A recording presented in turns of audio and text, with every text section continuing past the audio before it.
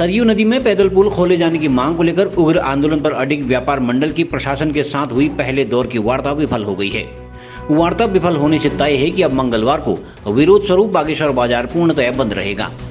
वार्ता के दौरान उप जिलाधिकारी मोनिका ने कहा कि पुल बंद रखने का प्रशासन का कोई इरादा नहीं है। तकनीकी जांच टीम की रिपोर्ट के आधार पर ही पुल को खतरे की आशंका के चलते बंद किया गया है। उन्होंने व्यापारियों से पुल की मरम्मत के बाद उसे खोलने का भरोसा दिलाया, साथ ही बाजार बंद व आमरण अनशन जैसे कदम वापस लेने की भी अपील की। इधर व्यापारियों ने कहा कि प्रशासन बीते 1 साल से महज आश्वासन दे रहा है, पुल की मरम्मत की दिशा में एक भी कार्य नहीं किया गया है।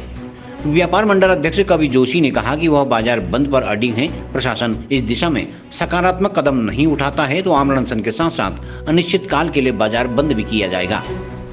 वार्ता के लिए बुलाया गया था व्यापार संघ को। सभी व्यापार संघ के सीनियर पदाधिकारी और प्रदेश पदाधिकारी भी यहाँ पर पहुँचे थे।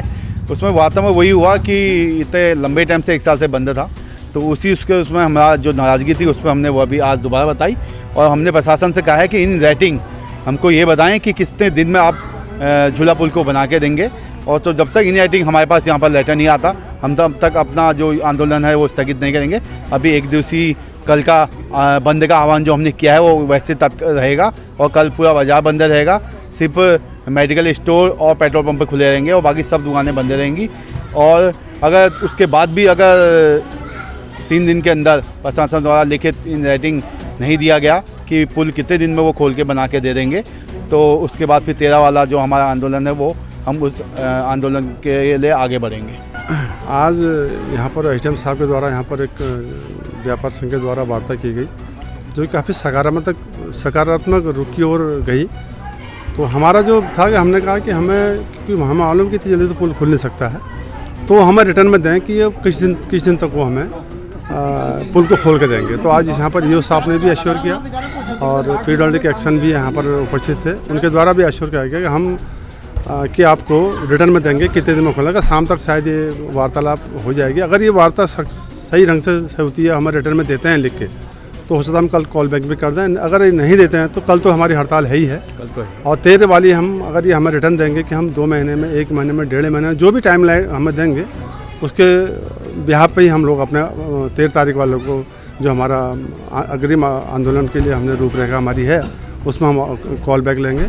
नहीं तो फिर 13 से हम फिर वास्तव में हम अनिश्चितकाल बंद करेंगे। ये निश्चय यहाँ पर व्यापार संघ और मीटिंग में लिया गया। तो एचएम साहब के द्वारा हमें ये एश्योर किया गया कि हम आपको बिल्कुल रिटर्न में देंगे।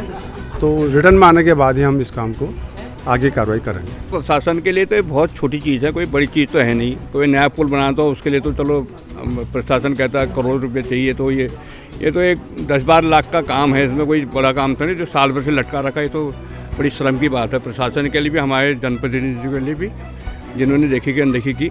और तो आप आज तो एडीएम साहब से वार्ता हुई है, तो उसमें तो हम तो कल का तो हड़ताल निश्चित है। जो 13 तारीख वाला है वो हम अगर ये लिखित देंगे तो उसके बाद कैंसिल कर सकते हैं। CCN न्यूज़ के लिए ब्यूरो रिपोर्ट बागेश्वर।